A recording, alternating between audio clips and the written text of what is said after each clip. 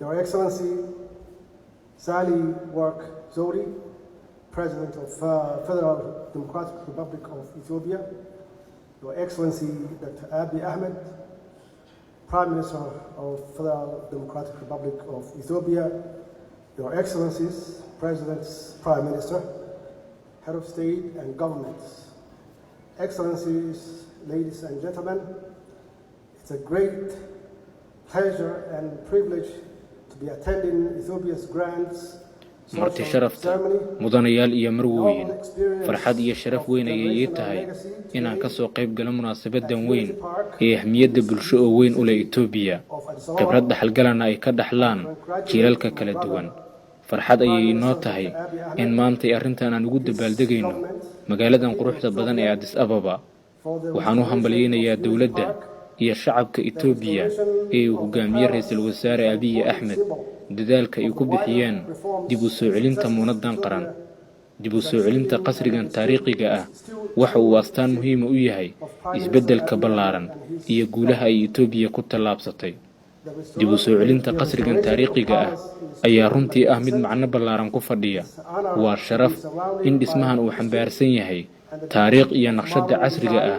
ee sida cajiibka ah dib loogu casriyeeyay dib u soo celinta dhismahan waxay inoo sheegaysaa dhammaanba muhiimadda ay leedahay dhowrista dhaxalka taariikhiga ah iyo inaan caalamka iyo nafteennaba la wadaagno taariikhdeena hodanka ah Itoobiya waxa ay ahaan jirtay siina ahaan doontaa madal ganacsi iyo dalxiis ahaan ay u tagaan dadka Soomaaliyeed labada dhinac waa inay ka faa'iideystaan fursadaha ay labadeena dal leeyihiin midaasi waxa ay sii xoojinaysaa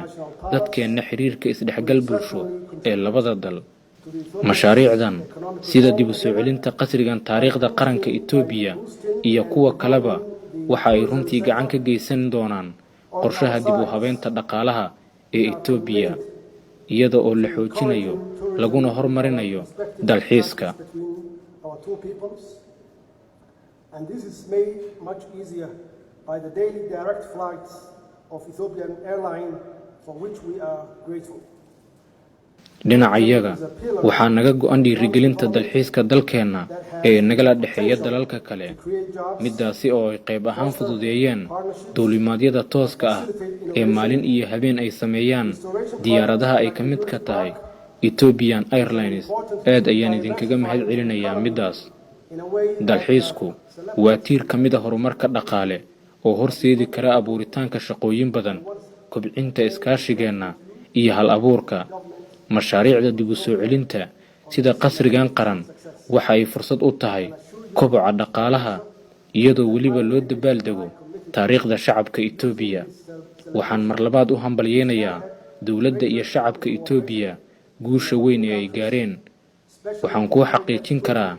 in aniga iyo wafdigayga ay naga go'an tahay inaan u adeegsano dabaaldegan si aan u horumarino iskaashi dhaqaale oo ballaaran gaar ahaan dhanka dalxiiska waad mahadsantihiin dhammaantiin on this magnificent success I can assure you Mr Prime Minister that my delegation and I committed to using this celebration to spearhead